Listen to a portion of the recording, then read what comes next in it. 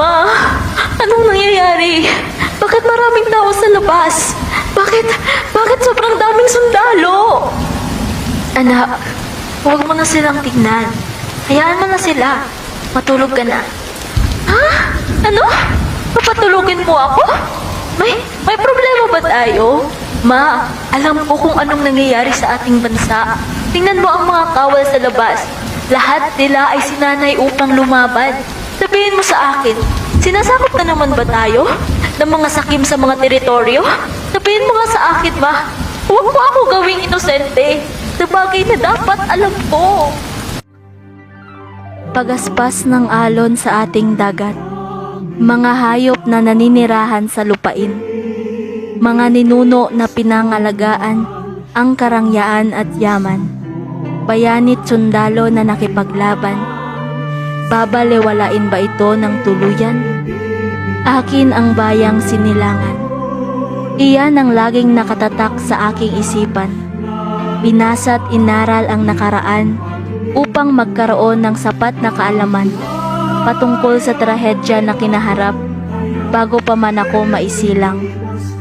Aking napagtanto sa bawat salita na nabasa ko, ang bayan na ito ay pinaglaban at ginamitan ng dahas ng ating mga ninuno, pinawi sa hawak ng mga banyaga upang tayo'y lalong maging malaya. Tila pandikit na tumatak sa aking isipan na isa ako sa mga mamamayan ng bayan. Ito ay hindi dapat pinamibigay sapagkat naniniwala ako na ang bayang sinilangan ay akin. Dito ako isinilang, dito ako nabinyagan sa bayan na pinaglaban ng mga sundalo at kapwa mamamayan. Karapat-dapat na pangalagaan ang lupa na tunay na pinagmulan. Saksi ang mga memorya ng hangin, ang mga pagaspas ng dagat, at ang mga mata ng ating mga nakakatanda kung gaano kahirap mapalaya ang bansang tinatawag ng iba na basura.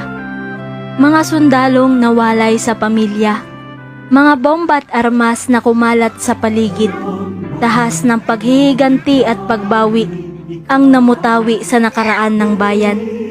Sa kabataan ang pag-asa ng bayan, iyan ang sabi ni Jose Rizal, ang kini ng bayang sinilangan na kanilang pinaglaban bago pa man tayo maisilang. Akin ang bayang sinilangan, tugo at kaluluwa ay aking inaalay, nanunumpa sa harapan ng watawat na ang bayan na ito ay sa akin. Akin ang bayang sinilangan, mula sa yaman ng kultura, awiting kay ganda, maging sa wika na nagsisilbi ng ating pagkakakilanlan.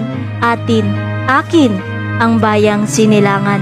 Ipagmalaki ang kultura ng Pilipino, isawalat ang talento na mayroon tayo ng may kumpiyansa at kagalakan.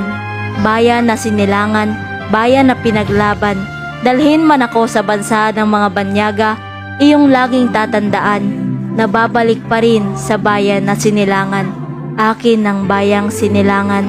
Lumipas man ang mga taon ng kagalakan o kaya naman kalungkutan, mananatili pa rin akin ang bayang pinagmulan.